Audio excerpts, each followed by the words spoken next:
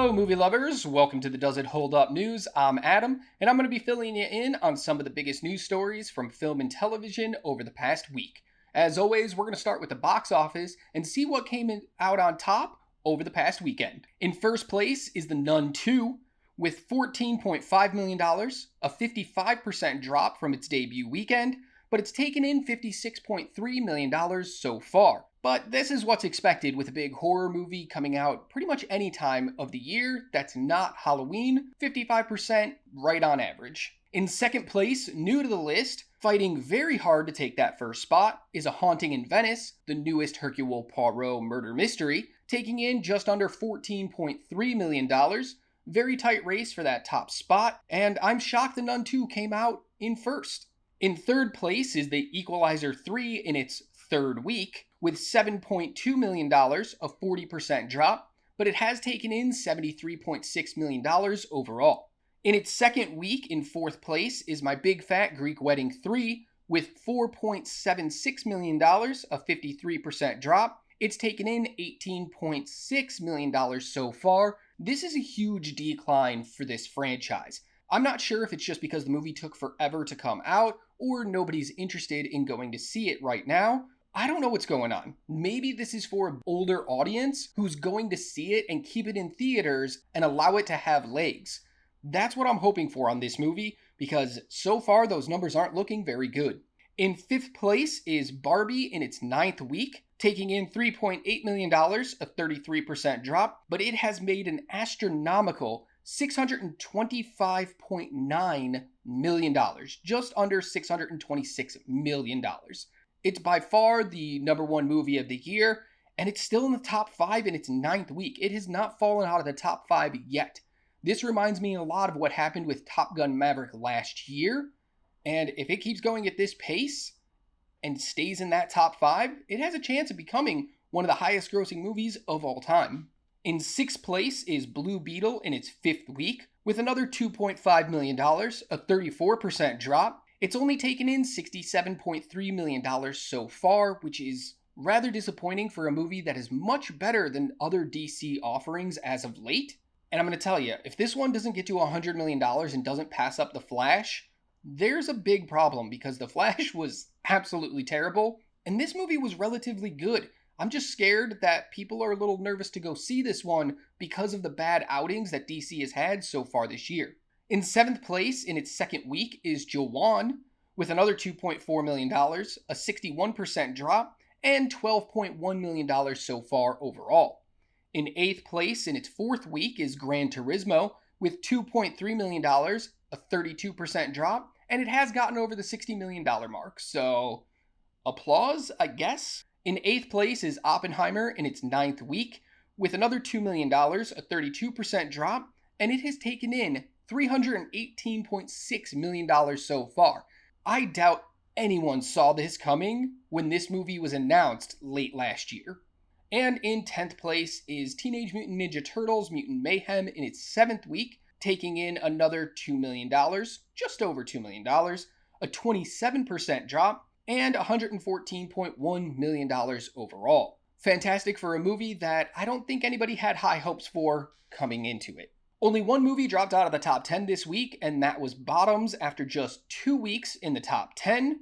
No surprise here. It was an okay movie, but it definitely felt like for a very niche, limited audience, which are the people that came out to see it that first week, and then we just saw it slowly drop over those next 2 weeks. And now let's get into some of the news that's happening all over the world. First up, we're going to check in with the WGA writer's strike. The WGA and the AMPTP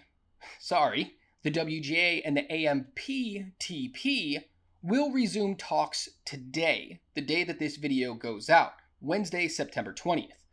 I'm not sure what's going to happen in these talks because it seems like neither side is ready to give in to the other's demands, so we don't really know what's going to happen here or what's going to come out of it, but I will stay tuned to it. I will check in with what's going on and bring it to you every week when we bring you the news. I'm hoping that this is going to be the time that they actually come to terms on literally any of it. Because as of right now, they are over 140 days into this strike. They are less than 2 weeks away from becoming the longest strike in WGA history. And that's not a good sign for the future of movies and television. We've seen a ton of movies get pulled or pushed back but those are the movies that are already made or being worked on. With this strike happening, that means nobody is allowed to be writing new movies, to be working on new things, which means by the time this strike is over and they actually get back to doing it, sure, we're going to have a few movies coming out, but there's going to be a large gap between when like Dune comes out and another major project comes out. And I fear that studios and theaters are going to take big hits during that time. And who's that going to affect the most? Us, the movie going audience. We're going to get a lot of crap either going straight to streaming or coming from studios like A24 and Angel Studios, because those are the only ones that are allowed to make anything right now. And speaking of Angel Studios, they're the ones behind the smash hit movie from earlier this year, Sound of Freedom, all about stopping child sex trafficking.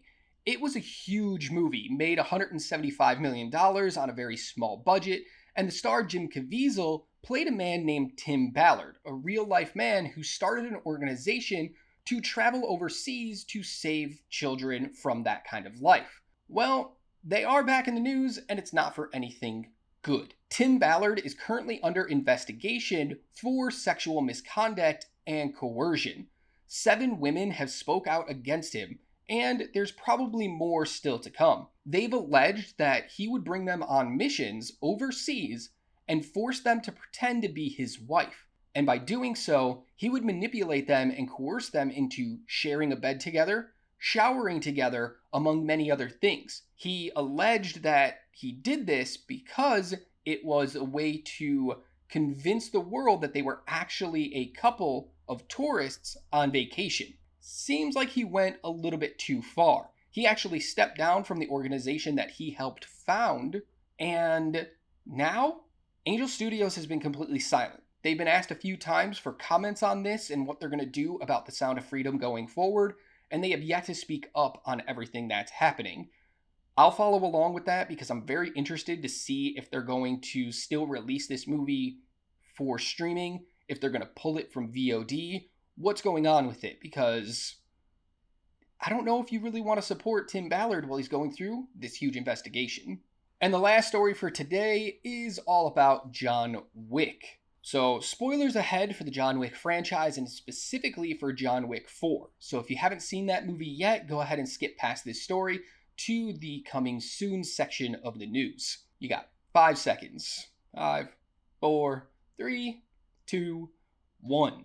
So a new interview with one of the producers of the whole John Wick series has shown that Keanu Reeves begged the filmmakers to kill off John at the end of John Wick Chapter 4. He was just too tired to continue and didn't want to play the character anymore. But according to that producer, Basil Iwanek, it's the same thing Reeves did at the end of every single sequel, 2, 3, and 4. He said that this whole franchise just destroys him physically and emotionally because he puts his all into the role every time they go to make a new film. So by the end of it, he's just so exhausted he doesn't want to continue. This time was a little bit different though. He was much more serious about the fact that he didn't want to continue this franchise at all and that they needed to kill his character off so he had a definitive ending. After a long conversation, the filmmakers convinced Reeves that they could leave the window open about 10% for a return, which is why we get the dog perking up at the end of the movie. Because earlier this year, the director announced that there had actually been 2 endings shot. One is the one we got in the theatrical release. The other ending showed John alive and perfectly well. Audiences actually preferred the ambiguous ending, so that's the one they went with, and I'm sure Reeves is really happy about that. And we'll finish up the news, just like we always do, with new movies coming this weekend. The first one is The Expendables 4, or The Expendaforbles. I hate when they put numbers in the actual title of the movie. Just don't do it. Put the number at the end. We all understand what it is. It's not clever. But this opens this Friday, and it sees a lot of people returning, like Sylvester Stallone, and Dolph Lundgren, and Jason Statham. They're being joined this time by 50 Cent, weird casting, not sure how well he's going to do, but also Megan Fox and one of my personal favorites, Tony Jaa. If you've never seen movies like The Protector, please do yourself a favor, go check them out to see what this man is capable of. The big difference in this movie is, after they switched to PG-13 in the third installment, they are going back to it being rated R for this one, which I think is what hurt the box office for the PG-13 Expendables 3. You didn't get the action, the blood, and the gore that you were expecting. So I'm hoping that they ramped it up big time for this one, and I'll be checking it out sometime this weekend. Next up is a movie called No One Will Save You, coming to Hulu this Friday, streaming exclusively on Hulu. It stars Caitlin Dever as an anxiety-riddled, lonesome homebody who is stuck in her house during an alien invasion. When one of the aliens finds her cabin in the woods, she must fight it off to live. It seems to be like a one-woman show. This entire movie basically revolves around just her in this house with one alien attacking her. It looks kind of interesting. Little sci-fi horrorness going on, and I'm excited for it. It's actually something that I found out about a couple months ago when I saw a trailer for it, and I've been looking forward to it since. And the final thing I want to talk about is another streaming thing, but it's actually more television. It's The Continental from the world of John Wick. It's a mini-series that's streaming exclusively on Peacock, which will go back to the 1970s to focus on a young The Continental, the hotel from the John Wick series, and we get to see everything happening with the assassins through the eyes of a young Winston Scott, who is played by Ian Shane in the John Wick movies, who runs the Continental. So we're going to watch him grow from somebody who just works there to the owner of the hotel. I don't know if I'm interested in this one. I don't think spin-offs of the John Wick series are necessary. Let's just leave them as movies, especially because we will be getting another spin-off called The Ballerina, which is all about an assassin in that world. If you don't have Keanu Reeves in your show, do you really even need to make it? This one stars Mel Gibson, first time he's been in anything in a while, Colin Woodell, Michelle Prada, and many more. That comes out this Friday, streaming exclusively on Peacock. And it is just a miniseries, so if you're afraid of jumping full force into a brand new TV show, this will be just a limited amount of episodes, so maybe you want to check it out. Alright, that's it for the news this week. Make sure to check back in next week to see what's going on in the world of film and television. Until then, please subscribe to our channel for more great content. Like this video, maybe share it with some friends, and you can also click the video on the screen now in case you want to see more from us. Until next time, just remember to be good to yourself, be kind to others, and keep watching movies.